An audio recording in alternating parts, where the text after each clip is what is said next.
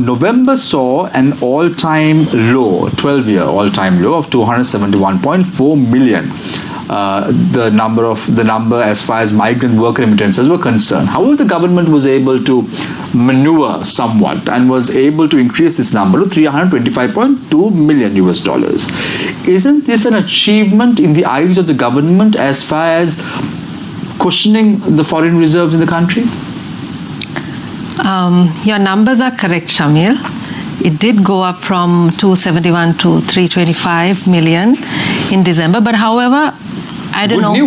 Good news in some way, but not bad news. Why? But not all good news, because when we got 325 this year, December 2021, the previous year, December 2020, we got over 800 million US dollars. That was huge. That was just as the pandemic hit. So we're looking at a 60% drop compared to 2020, significant 2021. drop, yes. And then the other thing is, who has to take credit for this little increase from 271 to 325? Because this was December, not just another month. December is the season, and it's called, remittances are highly seasonal. And December has traditionally been the month that attracts the highest number of remittances in any given year. And when you look from 2009 onwards, what we got last year in December is one of the lowest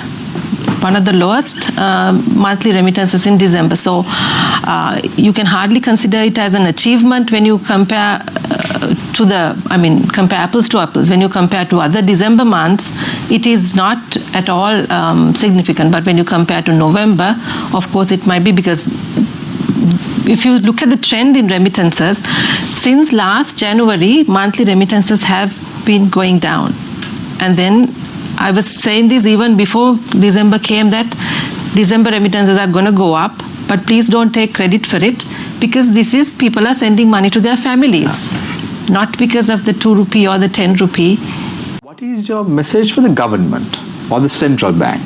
Now, there is no message that you can give the migrant workers, because they would always go for a higher return. Yes. So what is the message you have for the decision makers have to understand that migrants are very knowledgeable than they think. Just because there is something imposed, they're not going to just follow it. They will do their research. They know where they can get more money, where the costs are low, where the returns are high.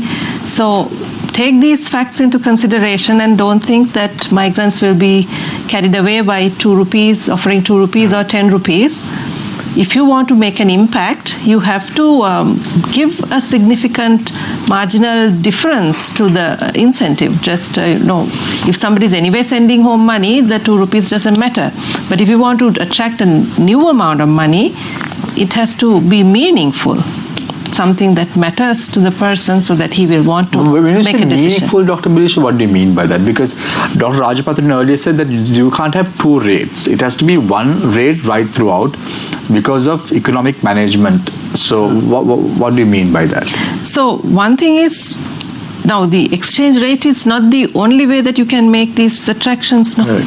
There are other things that you could do. You can give other incentives, maybe loan schemes, or right now, if a migrant worker, no matter how much he has sent money previously, if you go, he will be given the same housing loan in most places. He doesn't get a different rate.